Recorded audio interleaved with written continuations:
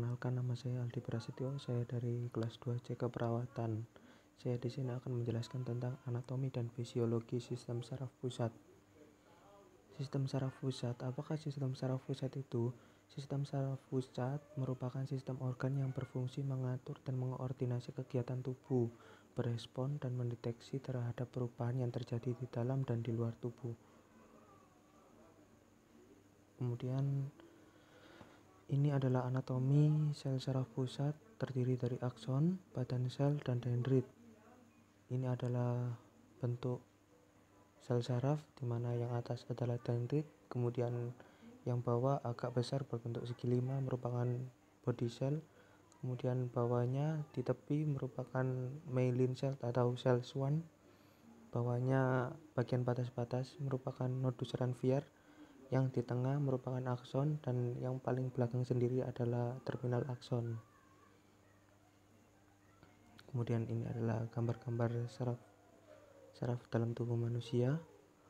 Kemudian ini adalah penjelasan tentang badan sel, di mana badan sel ukuran dan bentuk yang beragam. Badan sel disebut dengan nuklei, berada di sistem saraf pusat. Ganglia berada di sistem saraf tepi kecuali basal ganglia yang berada di cerebrum.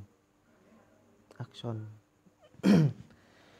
Tiap sel saraf hanya memiliki satu akson, fungsinya membawa impuls saraf keluar sel tubuh. Akson lebih panjang dari dendrit, bisa mencapai 100 cm atau 1 meteran. Membran akson disebut juga aksolema. Dendrit memiliki struktur yang sama dengan akson, hanya lebih pendek dan bercabang. Fungsinya menerima dan membawa impuls yang datang ke badan sel. Impuls saraf. Pergerakan ion menyeberangi membran sel saraf. Pertukaran impuls saraf disebut depolarisasi. Pertukaran impuls saraf yang berulang disebut repolarisasi. Ini adalah gambar dari sel saraf, di mana sel saraf mulai dari awal pengucapan sampai dengan ke indranya, yaitu kulit. Ini adalah tipe-tipe neuron, ada neuron bipolar, unipolar, multipolar, dan piramida sel.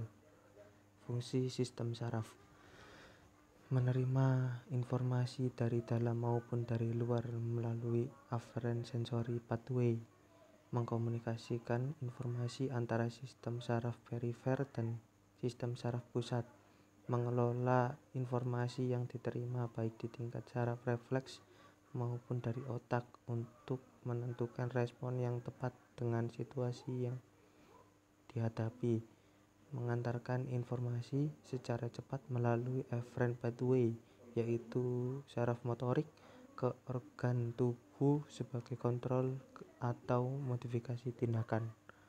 Kelompok sistem saraf. Sistem saraf dikelompokkan ke dalam dua bagian, yaitu sistem saraf pusat atau SSP. Di sini terdapat dua bagian, yaitu otak dan medula spinalis. Sistem saraf perifer atau saraf tepi, yaitu seluruh saraf di luar otak dan medula spinalis. Sistem saraf pusat, yaitu otak, medula spinalis. Secara makroskopik, 1. Gray matter substansi gresya mengandung badal sel saraf, dendrit, dan ujung akson tak bermielin. Kumpulan badan sel di otak dan medula spinalis disebut nukleus. 2. White matter substansi alba, yaitu sebagian besar tersusun atas akson bermielin dan sangat sedikit badan sel. Kumpulan akson yang menghubungkan berbagai area di sistem saraf pusat disebut traktus. Ini adalah gambar-gambar sistem saraf pusat.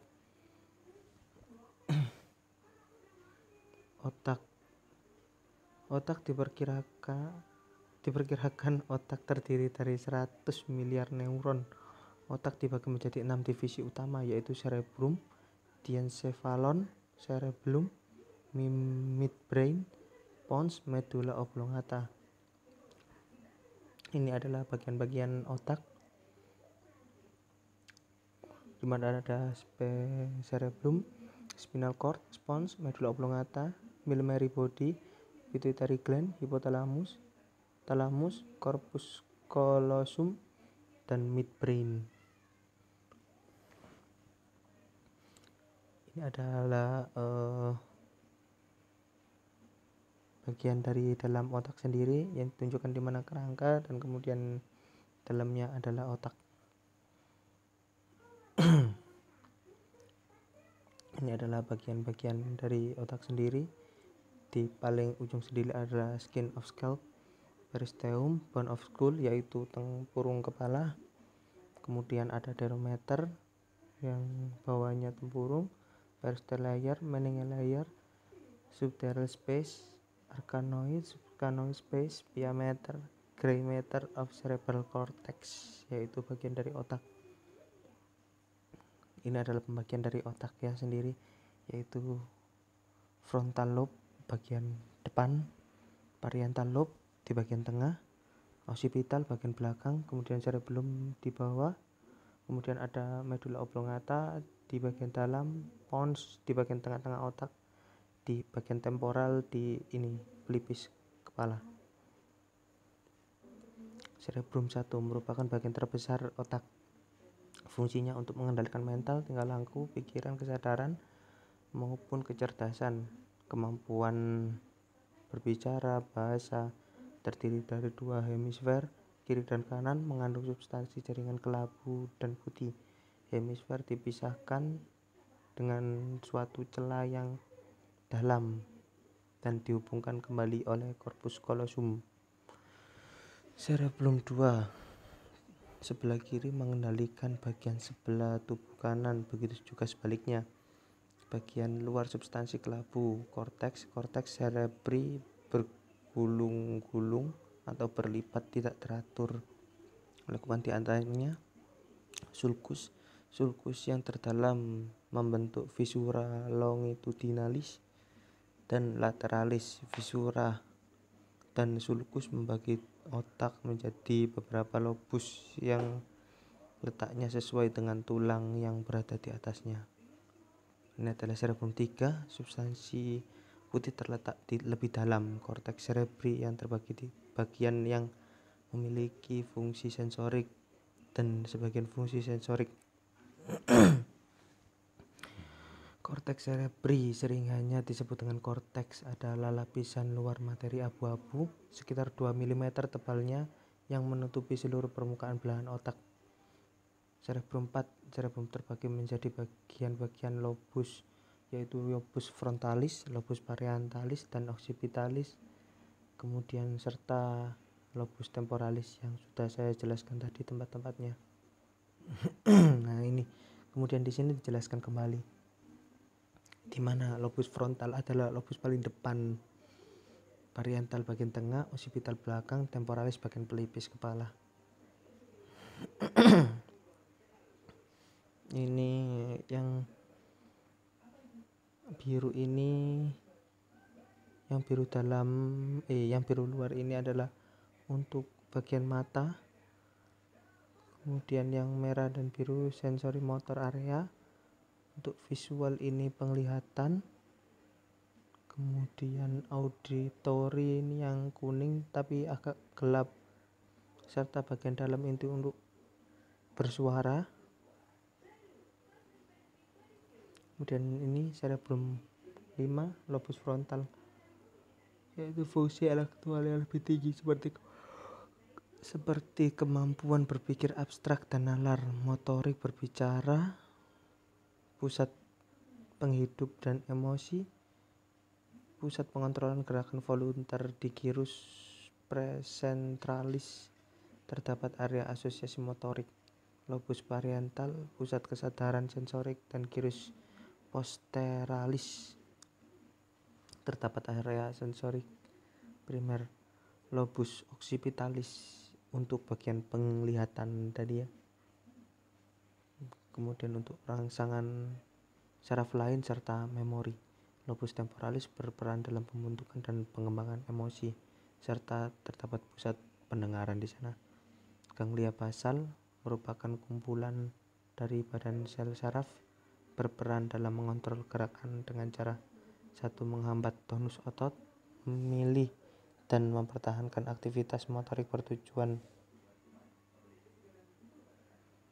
memantau dan mengkoordinasikan kontraksi menetap yang lambat. Penyakit Parkinson, gangguan pada ganglia basal, terutama karena defensiasi neurotransmitter.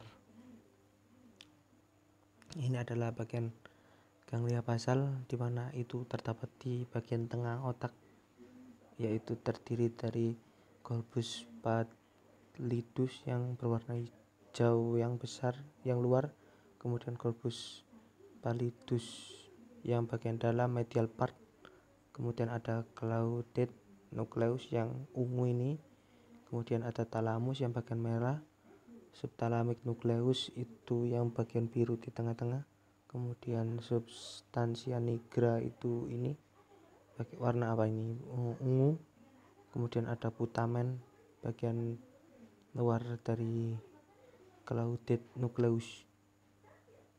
Thalamus sebagai stasiun relay dan pusat integritas sinaps untuk pengolahan awal semua input sensorik menuju korteks, menyaring sinyal-sinyal tak bermakna bersama batang otak dan area asosiasi, mengarahkan perhatian kita ke rangsangan yang menarik, menentukan kesadaran kasar. Berbagai sensasi tetap tidak dapat membedakan lokasi dan intensitas, memperkuat perilaku motorik volunter yang dimulai oleh korteks. Hipotalamus merupakan area terpenting dalam penggunaan lingkungan internal tubuh, merupakan pusat koordinasi sistem saraf otonom utama. Ini adalah cerebellum